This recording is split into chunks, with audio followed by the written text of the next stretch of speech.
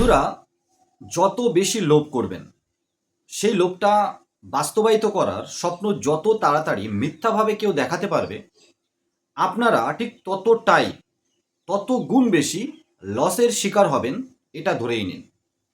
Physical chit fund, জুয়ো আপনাদের একবার ঠকিয়েছে, digital chit fund ঠকাচ্ছে, সমবায় ব্যাংক সেল একটা কোম্পানি বা কিছু একটা আছে, কোঅপারেটিভ ব্যাংক মানেই তো আমাদের বিভিন্ন ভিডিওর কমেন্টসে সব চোর ব্যাংক লেগে নেতা মন্ত্রীরা সব টপে বসে থাকে, তারা মাখন খেয়ে নেয়। যদিও তর্কের খাতিরে বলা হচ্ছে সেই সেলের যে সমবায় আছে সেখানে কোটি কোটি টাকার তসরুপ হয়েছে, উধাও হয়ে গেছে বলে কল্পনা করা হচ্ছে। তো আপনাদের সাবধান থাকতে হবে। একটা কথা এটাও ঠিক, SBI bank, State Bank of ইন্ডিয়ারও যদি একসাথে সমস্ত গ্রাহক তাদের পয়সা ফেরত চায় তাহলে দিতে পারবে না, কারণ এটা একটা সাইকেলে চলে। কেউ জমা দিচ্ছে, কেউ উইথড্রল করছে, কেউ জমা দিচ্ছে, কেউ উইথড্রল করছে। এই সমবায় ব্যাংকের ক্ষেত্রেও তাই। টাকা জমা দিয়েছে, ফিক্সড ডিপোজিট করিয়েছে, আরডি রেকারিং ডিপোজিট করিয়েছে, কিন্তু এখন ফেরত চাইলে ফেরত দিতে পারছে না। যদিও কমপ্লেন যে একসাথে সবাই ফেরত চাইলে কোনো ব্যাংকই বা আর্থিক সংস্থাগুলো টাকা ফেরত দিতে পারবে না। বাস্তবতা আছে, কিন্তু তবুও লিকুইড মানি থাকবে না, মানুষের বিশ্বাস থাকবে না, এরকমভাবে কাজ করা বা এভাবে তসরুপ করা বোধহয় নেতাদের মতো। তথাকথিত নেতা যারা আসে সাধারণ মানুষের ভালোর জন্য, কিন্তু সাধারণ মানুষকে লুটে পুটে খেয়ে নেয়। যখন প্রথম কোনো ছোটোখাটো নেতা ভোটে দাঁড়াচ্ছে, 2,50,000 2,00,000 4,00,000 টাকার মালিক, 5 বছর পরে কয়েক কোটি টাকার মালিক হয়ে যাচ্ছে। কি ব্যবসা করে? আপনি কেন পারছেন না, আমি কেন পারছি না, সেটা আপনাদের সাবধান থাকতে হবে। আপনারা অতিরিক্ত লাভের আশায় অল্প ইনভেস্টমেন্ট বা আপনার পরিশ্রম করা ইনভেস্টমেন্ট, সেটা এখন ক্রিপ্টোকারেন্সি হতে পারে, ডিজিটাল ডলারে $100 কিনুন, 33 দিন বা 44 দিনে ডবল পেয়ে যাবেন, 2-4 জন করে লোক আনুন, এই সমস্ত বিভিন্ন ডিজিটাল চিটফান্ড কিন্তু চলছে। আপনাদের সাবধানে থাকতে হবে। আর এই সাবধান করার সাথে সাথে আমরা কিন্তু আমাদের নিজস্ব পোর্টাল প্লাস আরও বিভিন্ন রেপুটেড পোর্টালের সাথে আপনাদের সাথে মিলে কাজ করি। যারা আপনারা আমাদের সাথে মিলে কাজ করতে চান, আমাদের সাথে কন্ট্যাক্ট করতে পারেন। নিজের ব্র্যান্ডে যদি পোর্টাল নিয়ে recharge, bill payment, money transfer, gas booking, DMT money transfer, terms and কন্ডিশনের সাথে স্ক্যান পে, এগুলো নিয়ে ইনভেস্ট করে দোকানদার হিসাবে ব্যাংকিং ফিনটেক লাইনে কাজ করতে চান, আপনি আমাদের সাথে ওয়েলকাম। ফ্রিতে শুধু ভিডিও দেখুন, নিচে কমেন্টস করুন, বা খুব বেশি হলে হোয়াটসঅ্যাপ করুন। কল বা পার্সোনাল সাপোর্ট অনলি আমাদের টিম মেম্বারদের জন্য, যারা আমাদের সাথে ছোট বড় মাঝারি ইনভেস্ট করে নিজের ক্যাপাবিলিটির মধ্যে থেকে সে ভালো একটা ইনকাম সময় দিয়ে পরিশ্রম করে আমাদের সাথে, আমরা তাদের সাথে মিলে কাজ করতে চাই, তাদের জন্য। ফ্রি বা সস্তায় বা পার্সোনাল সাপোর্ট সবার জন্য নয় বন্ধুরা। এটাকে একদম খারাপভাবে নেবেন না, কারণ আপনি ইনকাম করতে আসছেন।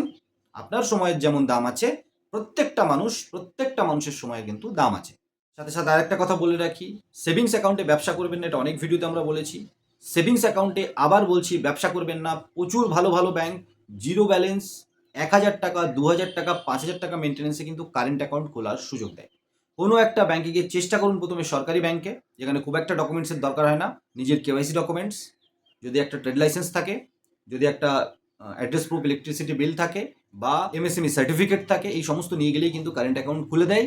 আর যদি জিএসটি চাই তো আপনি বলবেন আমি শুরু করছি, বছরে 20 লাখ টাকার লেনদেন জিএসটি ছাড়াও আমরা করতে পারি আমাদের কারেন্ট অ্যাকাউন্টে। আপনি খুলে দিন, তার থেকে বেশি লেনদেন হলে বা টার্নওভার হলে আমরা অবশ্যই জিএসটি নাম্বার নিয়ে নেব।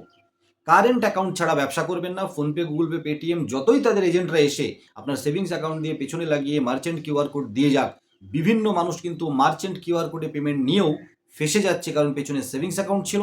আর সেভিংস অ্যাকাউন্ট থাকার কারণে আইটিআর ডিপার্টমেন্টের রুলস অনুযায়ী মোটামুটি 3 থেকে 8টা লেয়ার পর্যন্ত কোনো ফ্রড অ্যাক্টিভিটির সাথে জুড়ে থাকা অ্যাকাউন্টের সাথে আপনার অ্যাকাউন্টে যদি লেনদেন হয়ে থাকে, আপনি কিন্তু র্যাডারে চলে আসবেন এবং ফেসে যেতে পারেন। অ্যাকাউন্ট ব্লক হতে পারে, ডেবিট ফ্রিজ হতে পারে, আরও অনেক কিছু, কেস কামারি অনেক কিছু হতে পারে।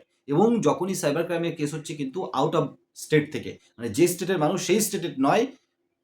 অনেক ভিডিওতে আপনি দেখতে পাবেন যে এই কেসগুলো আবার ঢিসমিস হচ্ছে ঘুষ খেয়ে।